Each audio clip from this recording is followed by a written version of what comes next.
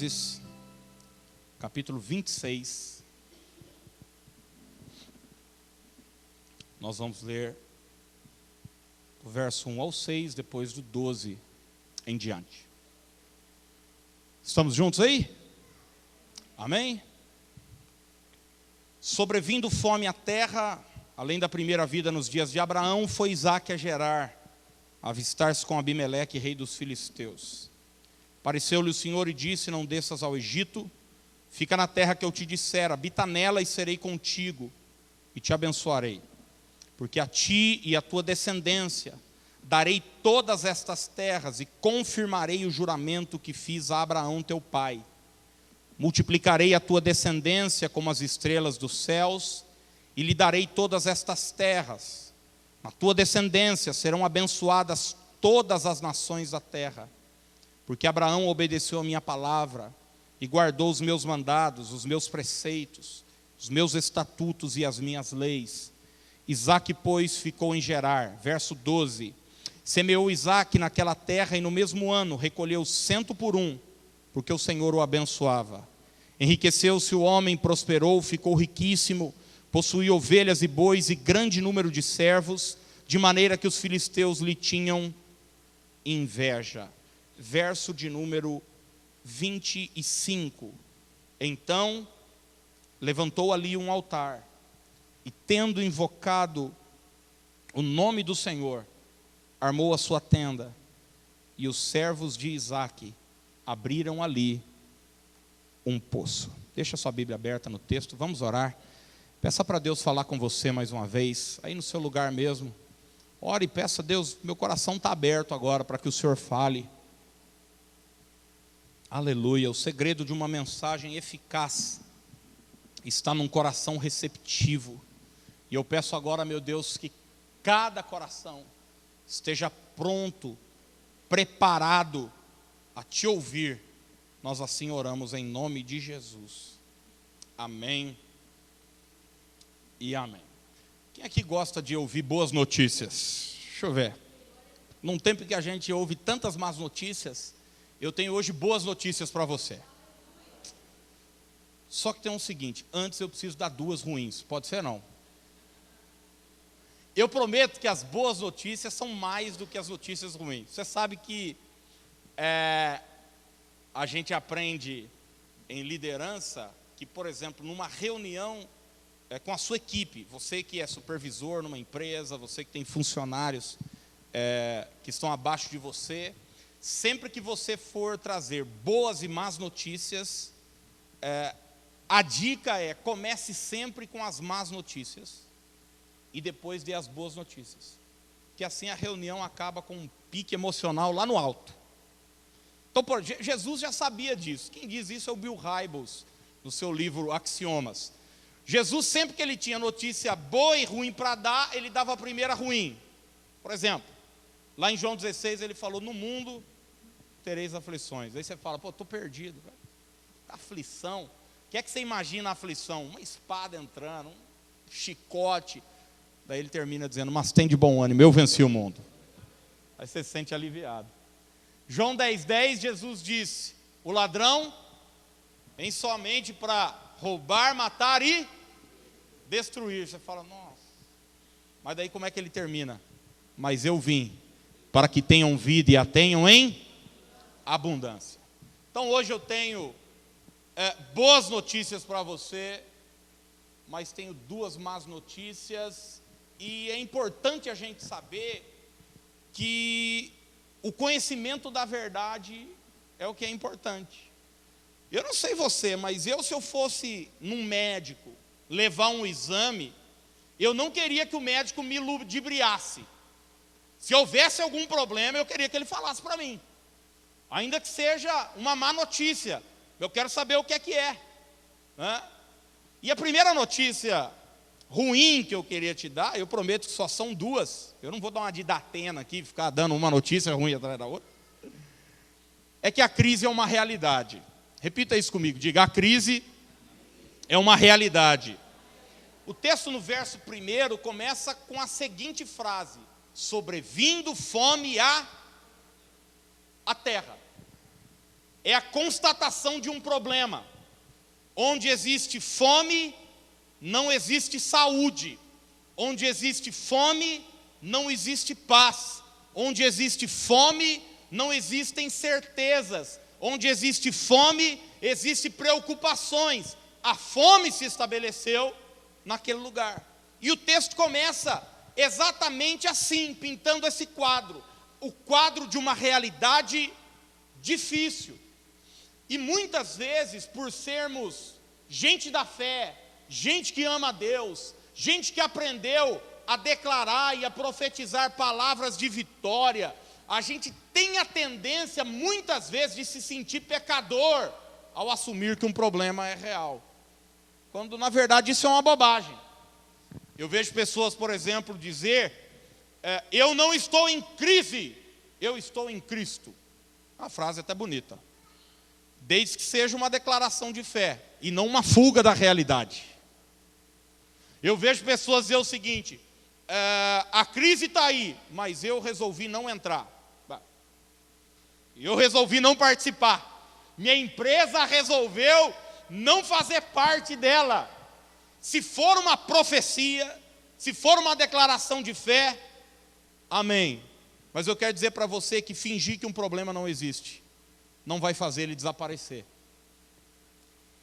Dizer que um problema não existe não te ajudará a superá-lo. O primeiro passo para a cura é admitir que está doente. O primeiro passo para a provisão é admitir que existe uma necessidade. Eu estou dizendo isso para você porque muitas pessoas que estão vivendo uma crise tremenda na sua vida, na sua família, na sua vida espiritual, nas suas finanças, têm a tendência de fingir que não tem nada acontecendo. O faturamento caiu 30%, ele diz, está tudo certo. O filho está voltando de madrugada, ele diz, não, é assim mesmo, a idade é assim, está cheirando álcool. Diz, imagina, não, meu filho é uma bênção. Filho é uma bênção, eu profetizo que é uma bênção. Só está andando em más companhias. As coisas não estão dando certo. E às vezes, a gente tem a tendência de fingir que nada está acontecendo. Mas a crise estava aí. Ela era real. E querer tapar o sol com a peneira pode só piorar as coisas. Tem gente que tinha um faturamento de 30 mil reais por mês de salário, hoje ganha 4. E está falando, não, tá tudo bem. A família, não, está tudo certo para a mulher. E cartão comendo. E as contas chegando. E você fingir que não existe um problema, só vai piorar as coisas. O conhecimento da verdade é que vai trazer libertação. Então a primeira coisa importante para nós hoje à noite é essa. É admitir que uma crise está aí.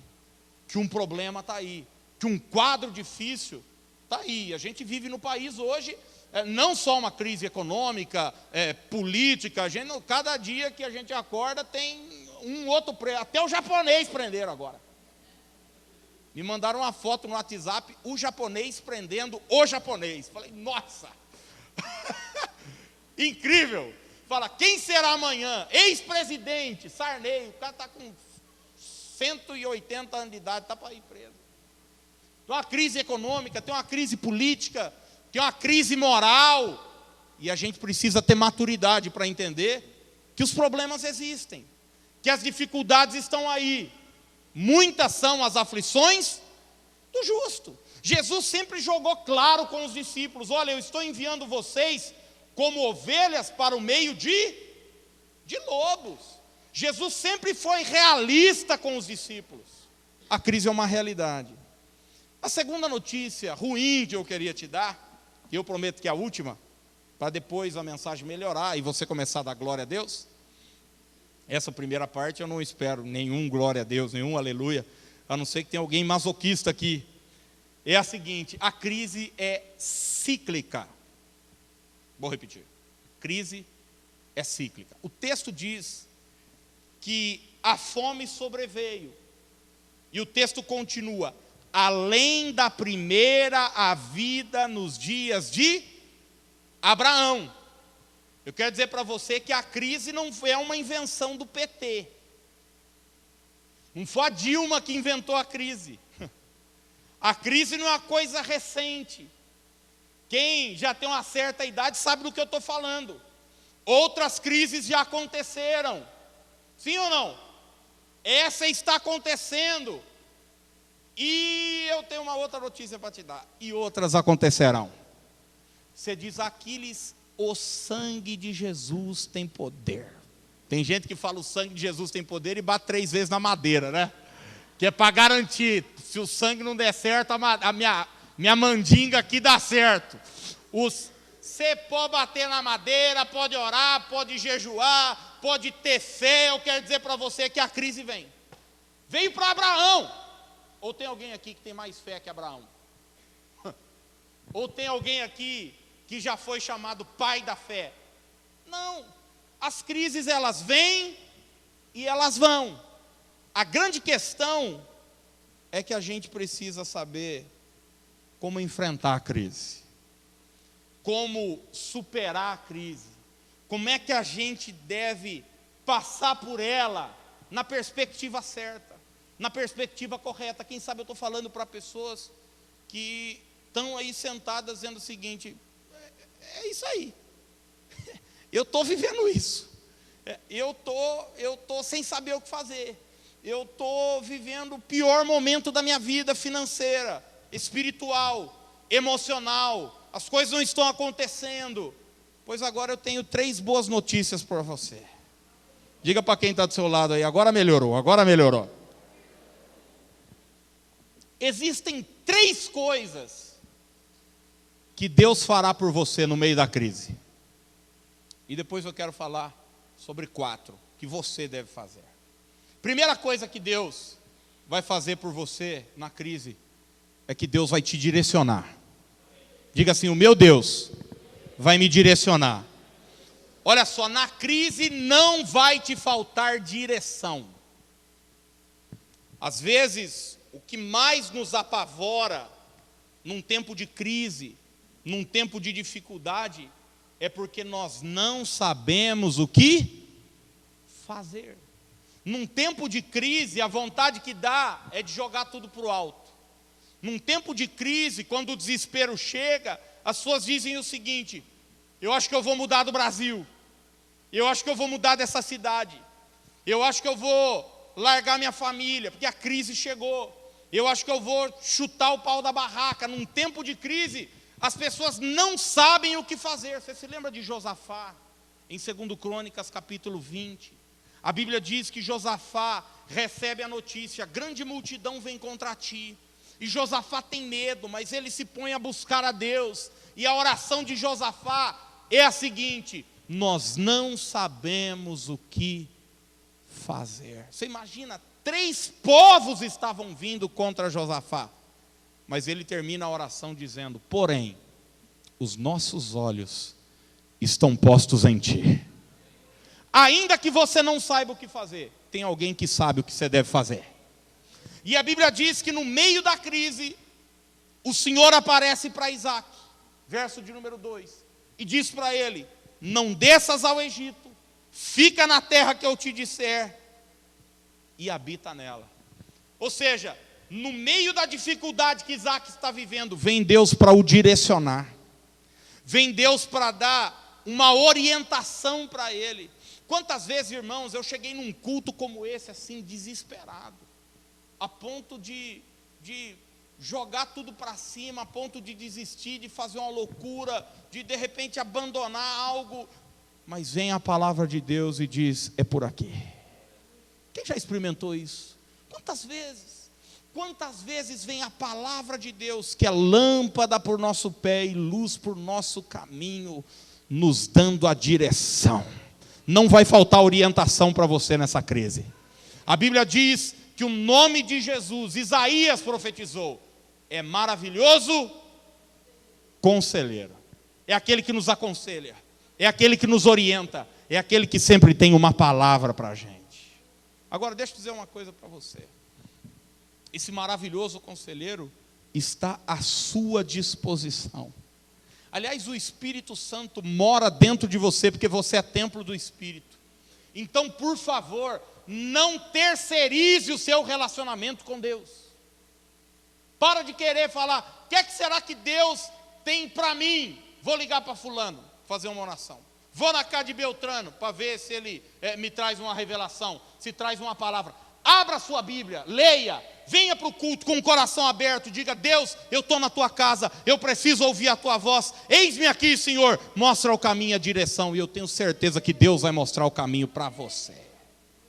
Você não precisa ficar atrás de ninguém, o véu foi rasgado, você tem livre acesso a ele. Segunda boa notícia, é que na crise, Deus vai te acompanhar. Misericórdia, eu vou repetir. Você perdeu uma oportunidade boa para glorificar Deus. No meio da crise, Deus vai te acompanhar. Você não vai estar sozinho na crise. É bom saber disso? Olha o que o texto diz. Verso de número 2 ainda. Habita nela, ou seja, Deus mostra a direção. Você não vai para cá, você vai para a terra que eu te disser. Se habita nela, é a direção, é a orientação, é a instrução. Daí Deus diz, eu serei contigo. Porque, irmãos, você vai concordar comigo, no meio das crises da vida, sempre tem gente para dar um palpite, não é verdade? Sempre tem gente para dar um pitaco na nossa vida. Às vezes, o que falta não é direção, porque se você sentar no boteco ali e começar a tomar uma cerveja com os pinguços ali, alguém vai te dar um conselho. Tem gente que chega para você e fala, por que você não joga tudo para o alto? Por que você não vende o seu comércio e abre tal coisa? É isso que está dando dinheiro agora.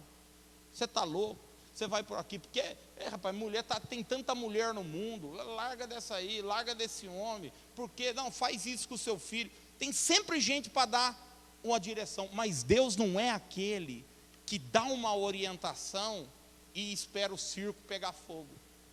Deus é aquele que dá uma instrução e diz, eu estou junto com você. Você não só vai por aqui, mas eu quero dizer para você que você pode contar comigo. Eu vou estar junto com você. Jesus, quando disse para os discípulos o seguinte, imagina você, 11 homens, porque Judas já tinha sido morto, 11 homens, Jesus acaba de ressuscitar, ele chama aqueles homens, ali no Oriente, e diz para eles o seguinte, ide por todo mundo, e pregai o Evangelho a toda criatura. Não tem internet, os caras são pobres, eles são indoutos, iletrados, não têm influência, nada. Jesus fala, e ensine-os, e batizando-os em nome do Pai, do Filho, ou seja, Jesus dá uma direção para eles, dá uma orientação, mas não vira as costas e vai embora. Ele termina dizendo lá no Evangelho de Mateus capítulo 28, depois de dizer isso, e eis que estou convosco todos os dias até a consumação dos séculos. O Senhor não é aquele amigo que quando o circo está pegando fogo vai embora. O Senhor é aquele que quando o circo está pegando fogo entra na fornalha junto conosco. Lembra de Sadraque, Mesaque e Abidnego ali em Daniel capítulo 3? Eles não negam o seu Deus, tem uma orientação de manter seus votos de santidade. E quando eles olham para aquela fornalha, eles ficam abismados. Mas não era 3 que nós lançamos lá dentro? Tem um quarto andando junto com eles, e ele é semelhante ao Filho dos deuses. Porque o Senhor é aquele que está conosco todos os dias. Então na crise, talvez você vai olhar do lado, você não vai ver ninguém. Os amigos, a turma do churrasco desapareceu. A turma que quando você estava bem, estava perto de você, você pegava o cartão e falava, não, deixa para mim. Ele, essa turma talvez foi embora. Você olha para o lado, não vê ninguém. Mas se você olhar para cima, vai ter uma mão estendida na sua direção. O Senhor está com a gente. O Senhor está com a gente. Terceira coisa que Deus fará por nós, no meio da crise, além de nos direcionar e além de nos acompanhar, na crise, Deus vai te abençoar. Eu vou repetir, na crise, Deus vai te abençoar. Você pode ser boca de Deus e dizer para 3 pessoas perto de você, diga assim: Deus vai te abençoar. Deus vai te abençoar. Vai te abençoar. Aleluia. Aleluia. Habita nela, serei contigo e te abençoarei. Porque seja honesto comigo. Tem gente que se disser para mim assim, ó, eu estou na pior, suponhamos. Fábio, por exemplo, está vivendo uma situação dramática financeira e tal, e não sei o quê. E eu sou muito amigo do Fábio. E tal, e eu gosto dele, mas eu também estou mais quebrado que arroz de terceira. E eu chego para o Fábio e falo: Fabião, cara, nós estamos juntos. É legal. Concorda comigo ou não? Bom, a gente vai chorar junto. Vai lamber as feridas junto, um do outro. Vai falar: tá duro, hein? De repente, a gente vai falar sobre estratégias de tirar a própria vida. Falar: cara, o que é? Nós toma negócio que mata rato, chumbinho, porque o negócio tá feio. E de repente a gente conta uma piada um para o outro para alegrar um pouco e tal. Mas tem gente que está junto, mas tem outros que é só mais um peso. Porque você já está mal. Daí o cara fala: eu estou junto com você. Você fala: misericórdia. Que menos eu estou precisando é de gente quebrada agora perto de mim. Mas não. O Senhor diz: eu estou junto com você. E pode contar com a minha bênção. Eu vou te abençoar. Eu vou te abençoar. Existe uma bênção liberada sobre a sua vida. Tempo da crise em Israel, em 1 Reis, capítulo 17. Elias recebe de Deus uma instrução, uma direção. Vá para o ribeiro de Querite, porque eu já ordenei aos corvos que ali te sustentem. Existe uma provisão preparada para você. Você tem de Deus uma orientação, você sabe onde deve estar, a bênção vai estar lá. Depois acabou as águas do ribeiro, Deus diz assim: olha, tem uma outra bênção para você agora. A direção agora é para Sarepta, tem uma viúva que vai te sustentar, vai prover a sua necessidade. Não vai faltar provisão para você no meio da crise, não vai faltar provisão. Agora, a gente já sabe que a crise é real, que a crise vem e vai. A gente já sabe que Deus fará por nós, Ele vai nos direcionar, Ele vai estar com a gente, Ele vai nos abençoar. Agora, qual é a nossa parte em tudo isso? O que é que me cabe? Porque, você sabe, tem coisas que Deus não fará por nós em hipótese alguma. Essa fé contemplativa, de que eu cruzei meus braços, eu estou aguardando no Senhor. Tem coisas que só Deus fará sim. Mas tem coisas que cabe a mim e a você. E eu aprendi com Deus. Coisas que eu posso fazer, Deus não vai mover uma palha. Quer ver? Nós cantamos a música aqui de Lázaro. Jesus parou na frente do túmulo de Lázaro. O que é que Jesus ia fazer e fez? O que é que ele fez, gente? Ressuscitou Lázaro. Alguém ali poderia ressuscitar um defunto? Não. 4 dias enterrado. Ninguém poderia. Mas alguém ali poderia tirar a pedra? Poderia. Jesus falou: tira a pedra. Só isso vocês podem fazer. Ressuscitar, deixa para o pai aqui, que o pai resolve. Depois, eles não poderiam ressuscitar um defunto, mas poderiam desenrolar o defunto?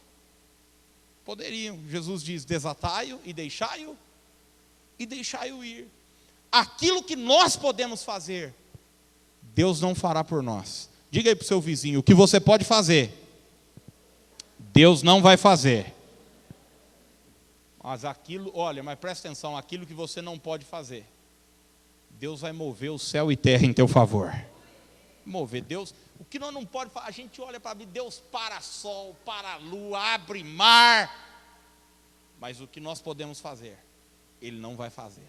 Então, o que é que a gente deve fazer no meio da crise? 4 coisas. Primeiro, obedeça à direção de Deus. Vamos repetir isso juntos? Diga, obedeça à direção de Deus. O que é que Deus requer de mim e de você em meio às crises da vida? Obediência. É isso que Deus fala para Isaac, verso de número 5. Porque Abraão obedeceu a minha palavra e guardou os meus mandados, os meus preceitos, os meus estatutos e as minhas leis. Para você que não tem familiaridade com a Bíblia, Abraão é pai de Isaac, desse homem que está vivendo uma crise violenta aqui. E Isaac sabe muito bem quem é seu pai.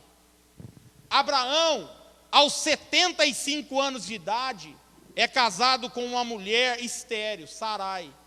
Eles não podem ter filhos. Isaac é uma resposta de 25 anos de espera. Isaac conhece seu pai. Isaac sabe que seu pai só chegou onde chegou por causa da obediência. Deus falou assim um dia para Abraão: sai da tua terra, da tua parentela, da casa de teu pai, e vai para a terra que eu te mostrarei. Abraão não relutou, Abraão não ficou, não. Abraão obedeceu a palavra de Deus, o tempo todo.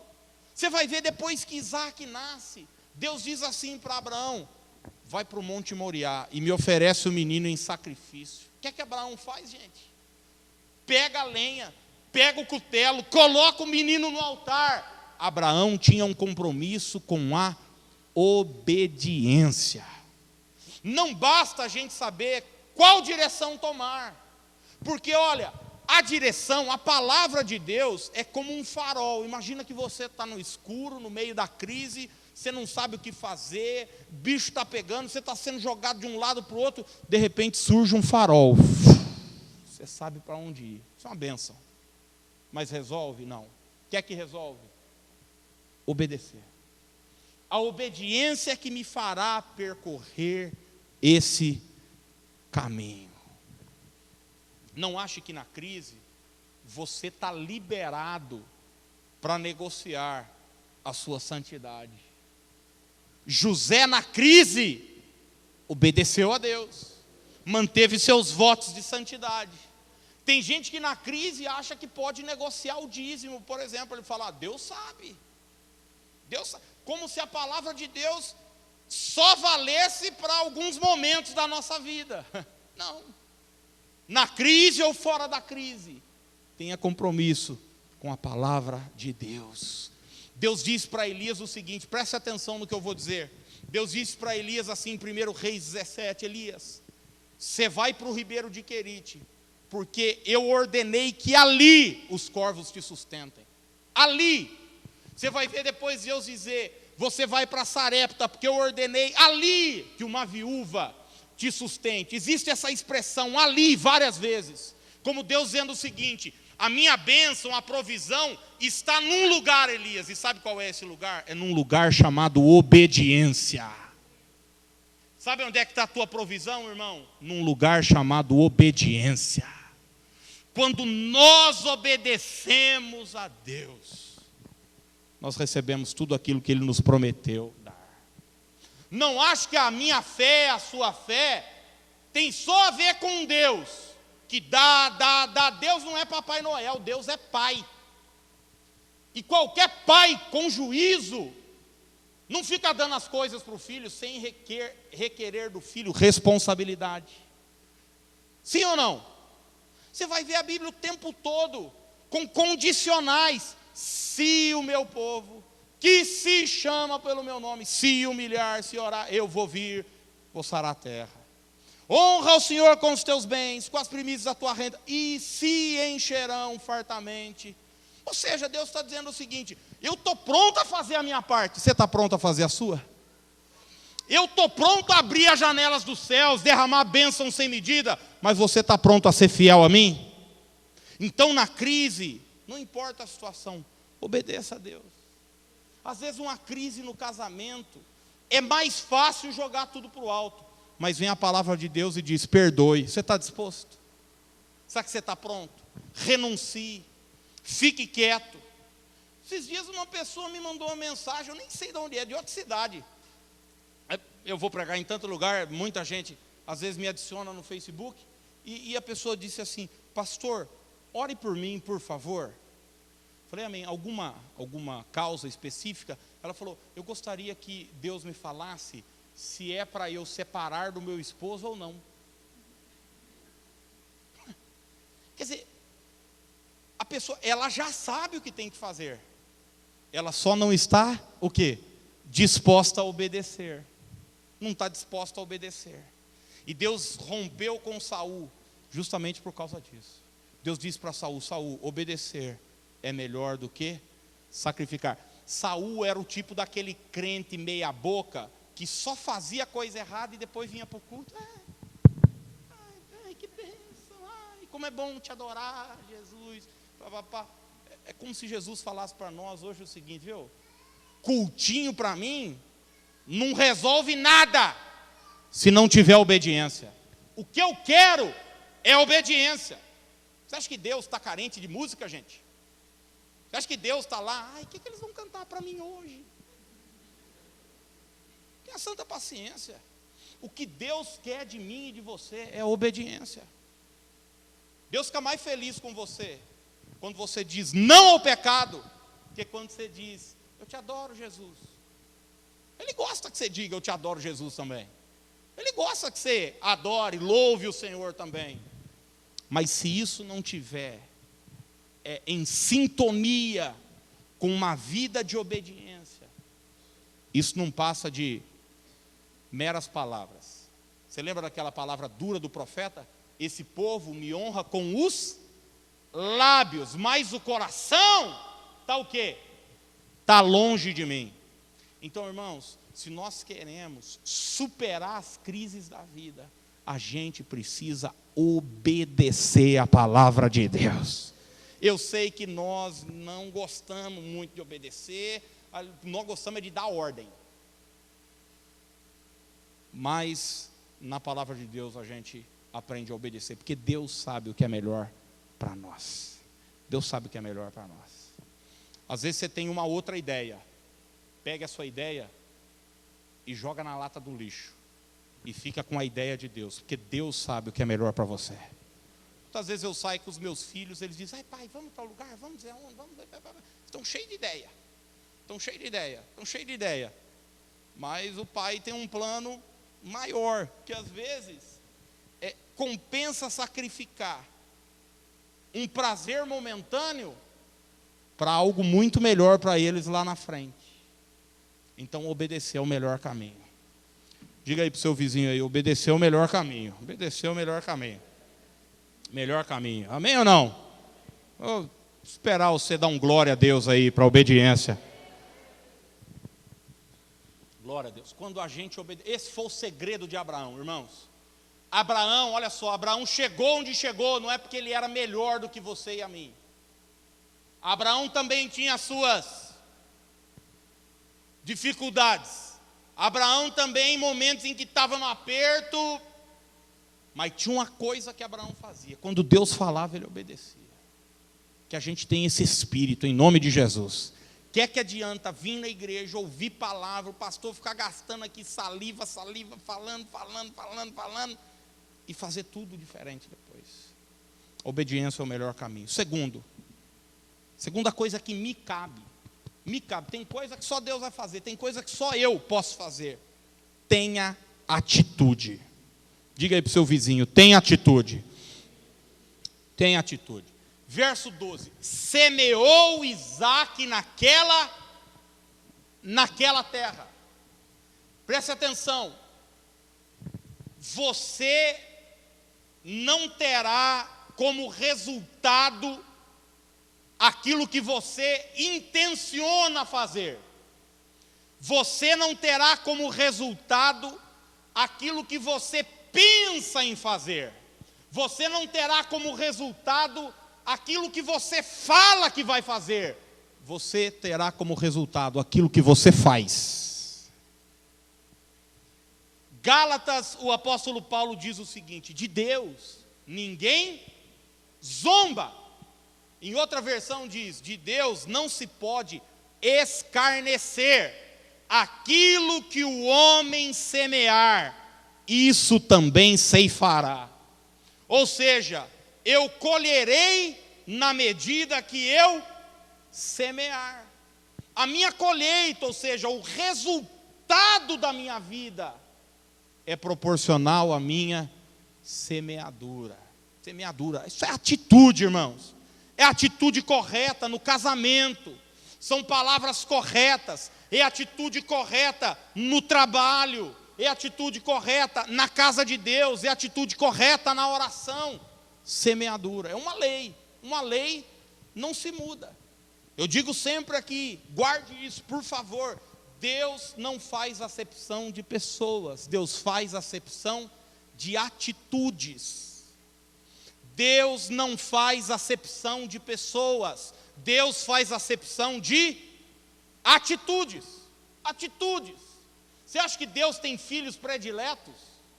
Ai, eu gosto mais do Lucas do que do Nando. Não, Deus ama a gente incondicionalmente. Só que tem uma coisa: as nossas atitudes fazem muita diferença. Tem gente que não tem atitude no meio da crise. Sabe o que faz? É mole, se tranca num quarto, fecha a porta e fica lá. Ai, meu Deus, ai, pé coberta, ai, fecha tudo a janela, ai, me dá aqui uns remédios, ai, me dá, fica longe da realidade. O que é isso, rapaz? Você é um homem ou um saco de batata? Se é uma mulher ou um rato? Na crise tem que ter atitude. Na crise é a hora de regaçar a manga e lançar nossa semente. Talvez hoje você teria inúmeros motivos para estar em casa, trancado num quarto, mas você está tendo uma atitude. Você falou: eu vou para a casa de Deus. Deus vai honrar a tua fé. Isso é uma semeadura que você está fazendo, em oração, em busca da palavra. Poxa, vim buscar uma direção de Deus. Você semear, vai ter recompensa em nome de Jesus. Tem gente que não, ai não, está feia a coisa, eu vou agora me recolher, eu vou... Salomão diz o seguinte: se você se mostra fraco no dia da angústia, a tua força é pequena. A gente não mostra quem é com as nossas vitórias. Isso aí no mundo a gente mostra. Os pódios, as medalhas. Você mostra quem é com as suas vitórias. No mundo espiritual você mostra quem é quando tudo está indo mal na sua vida. É aí que você mostra quem é. Quando o dia mal chega, quando a notícia ruim chega, quando o imprevisto chega, é aí que você mostra quem você é. Se você é frouxo, em outra versão de Provérbios diz isso, aquele que se mostra frouxo no dia da angústia, a tua força é pequena. Seja uma pessoa de atitude. Se levante, cabeça erguida. Está difícil? Ninguém está negando a realidade. Está complicado dentro de casa? Não tem problema, eu vou partir para cima em nome de Jesus. Sei que Deus é comigo. Uma das coisas mais difíceis no início da igreja era manter esse espírito de atitude. Quantas vezes eu me lembro um domingo à noite, lá em cima na São José, meu Deus do céu, porque crente, quando eles não vão no culto, parece que eles ligam um para o outro e falam: vamos matar o pastor do coração hoje? Mas se é num dia como esse e tal, onde... Amém, mas quando na igreja só tem meia dúzia de gato pingado? E eu me lembro que apareceu uma moça para visitar a igreja. Ela sentou, faltava 20 minutos para começar o culto, estava eu e a Dani. Ela sentou, olhava, essa mulher não volta, mas nem que ela catuça. Eu falei um pouco com ela e tal: seja bem-vinda e tal. Você fica com aquela cara de pastel, né? Daí eu ajoelhei para orar. Eu falei: poxa, Quando eu levantar e olhar, já vai ter gente. Não tinha. Cara, como é difícil. E quantas pessoas eu já vi num momento assim, jogar tudo pro alto. Falar, quer saber? Eu acho que Deus não me chamou coisa nenhuma. Eu acho que meu ministério não é essa. Aí, ó, não tem resultado. Não é nessa hora que você tem que continuar semeando. Continuar acreditando. Porque vai chegar uma hora que a colheita vai chegar. Depois você procura no Google as lições do bambu chinês. Você procura. Eu já contei aqui. É um bambu que, quando semeado, ele fica anos e anos, mas não cresce mais nada. Pelo menos a olho visto. Ele só cresce para baixo. Passa 3 meses, nada. 6, nada. 1 ano, nada. 2 anos, nada. 3, 4, 5. Mas quando começa a crescer, em 3 meses, o bambu chinês cresce 25 metros de altura. Você já parou para pensar? Uma estação, 25 metros de altura. Eu estou dizendo isso para pessoas que talvez estão semeando e não estão vendo o resultado do seu trabalho. Deixa eu falar uma coisa para você. Continue lançando a sua semente, porque na hora que ela romper, sai de baixo. Que Deus vai fazer é grande, em nome de Jesus. Em nome de Jesus. Paulo diz, não vos canseis de fazer o bem, porque a seu tempo ceifaremos, se não desfalecermos. Ou seja, continue tendo uma atitude correta, não se canse de semear, não se canse de investir no seu casamento, não se canse de orar pela sua família, não se canse de ser fiel a Deus, não se canse de pregar a palavra de Deus, porque uma hora a recompensa chegará. Isaac semeou naquela terra, e a Bíblia diz o seguinte, que o resultado da semente do cara, verso de número 12, foi 100 por 1. Diga comigo assim, diga 100 vezes mais. Você já parou para pensar um negócio desse, não? 100 vezes mais. Eu fui no banco, perguntei para a moça, e essa aplicação aí? Ela falou assim para mim, ó, tá boa, hein? Isso aqui tá boa. 1,13%. E é pior que tá mesmo.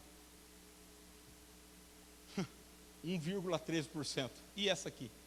Cada semente que ele lançava, ele tinha como resultado 100 outras sementes. E a Bíblia diz a razão porque isso acontecia. Versículo de número 12, a última frase. Porque o Senhor o abençoava. A bênção de Deus estava sobre Isaac. A bênção de Deus está sobre a sua vida.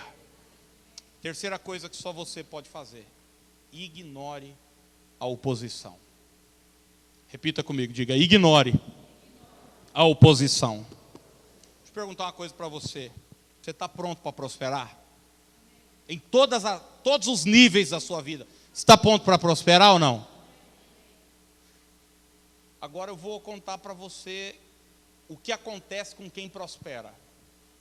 Um dia Davi estava lá quieto na casa dele. Aliás, nem na casa estava. Estava cuidando da meia dúzia de ovelhas que ele tinha. E daí Samuel jogou óleo na cabeça de Davi. Falou, você vai ser o próximo rei de Israel. Isso é uma bênção, não é? Você imagina? A vida de Davi virou do avesso. Seus próprios irmãos começaram a odiá-lo. Sua própria família começou a rejeitar. O rei passou mais de uma década o perseguindo, porque a prosperidade e a bênção de Deus traz oposição. José tinha uma vida tranquila. Seu pai gostava dele, dava roupa bonita para ele, não dava para os irmãos. Um dia ele tem um sonho, e ele resolve contar o sonho para os seus irmãos. O que é que acontece com José logo depois do sonho, gente? Vai parar numa cisterna, sem água. eu vou perguntar para você mais uma vez: você está pronto para prosperar? Está pronto? Está pronto para ser odiado por algumas pessoas? Está pronto para falarem mal de você?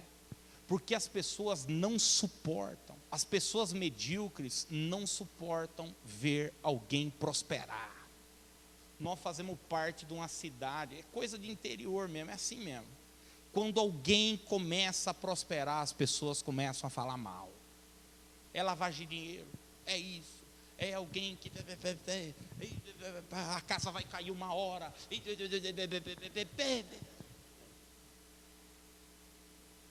Cara, tem uma pessoa que eu já ouvi tanto falar mal dela, tanto. Mas eu me lembro que um dia, um amigo estava passando na frente da empresa dessa pessoa. Era um feriado, 10:30 da noite. Estava lá trabalhando, sozinho.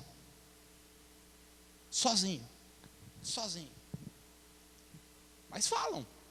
A pergunta é: e aí? Está pronto para falarem de você?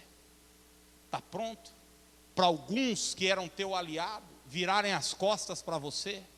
Porque é isso que acontece. Você vai ler aqui Abimeleque, olha só, versículo de número 11. Abimeleque dá uma ordem: quem encostar a mão em Isaac e na mulher dele vai morrer.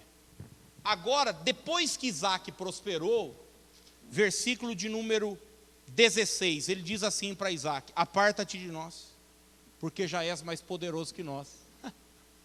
A razão para Abimeleque querer Isaac longe é uma só: porque ele cresceu. Você quer prosperar? Você está pronto para prosperar? Está diminuindo, amém, glória a Deus. Está pronto ou não? Tem gente que gostava de você, vai passar a não gostar. Tem gente que gostava de você, vai virar as costas para você. Um dia uma pessoa que eu julgava ser meu amigo, porque verdadeiros amigos querem ver a gente bem, sim ou não? Sim ou não? Eu me lembro, eu comprei um carro em trocentos pagamentos. Sabe aquela coisa de moleque, só para falar que teve um carro zero? Uma penumbra para pagar. Daí o cara falou assim para um conhecido em comum, disse o seguinte: Quiles mudou muito. Quiles que eu conheço é aquele que pegava ônibus, que ia para a igreja a pé, que me ligava pedindo carona. Falei: o sangue de Jesus tem poder, me cobre, Senhor. Tem gente que vai falar isso. Mudou muito, não é mais o mesmo, graças a Deus. Se você diz: eu sou o mesmo de 30 anos atrás, eu quero dizer para você que seu relatório é péssimo. Você devia estar melhor em todas as áreas e em todos os níveis da sua vida. Só não sofre oposição quem não toma posição. E a postura de Isaac é única, porque você vai ver, eles abrem um poço, os caras entulham. Ele abre outro poço, os caras entulham. Mas Isaac não gasta tempo, não gasta energia com os opositores. Ele continua a sua jornada. Quer dizer para você, hoje à noite, continuar a sua jornada. Independente do que estão falando, independente do que estão apontando, faça o que você sabe que tem que fazer. Pronto, e acabou. Quarto e último lugar, para nós orarmos. Verso de número 25. Que é que só você pode fazer.